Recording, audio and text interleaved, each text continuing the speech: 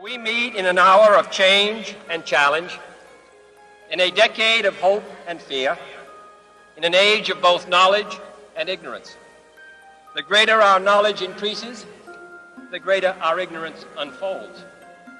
No man can fully grasp how far and how fast we have come. But condense, if you will, the 50,000 years of man's recorded history in a time span of but a half a century. Stated in these terms, we know very little about the first 40 years, except at the end of them, advanced man had learned to use the skins of animals to cover them.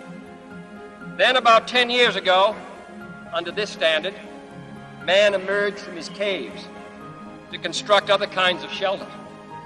Only 5 years ago, man learned to write and use a cart with wheels. Christianity began less than 2 years ago.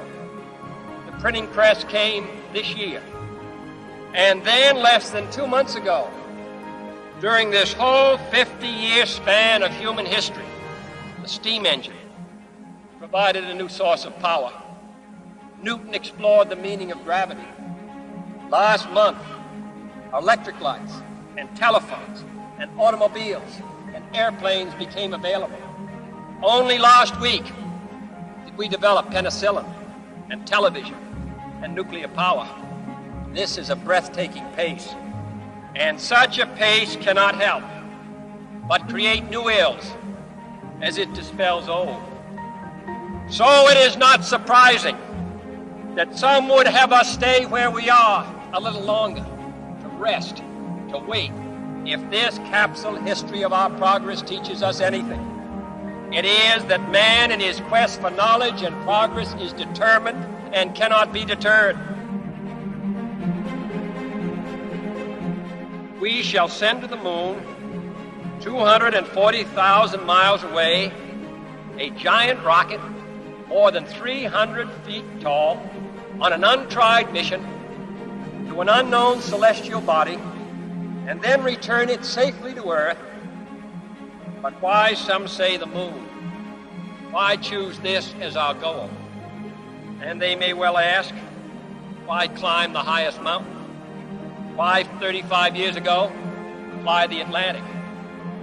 We choose to go to the moon. We choose to go to the moon. We choose to go to the moon in this decade and do the other things, not because they are easy, but because they are hard. Because that goal will serve to organize and measure the best of our energies and skills. Because that challenge is one that we're willing to accept, one we are unwilling to postpone. And therefore, as we set sail, we ask God's blessing on the most hazardous and dangerous and greatest adventure on which man has ever embarked.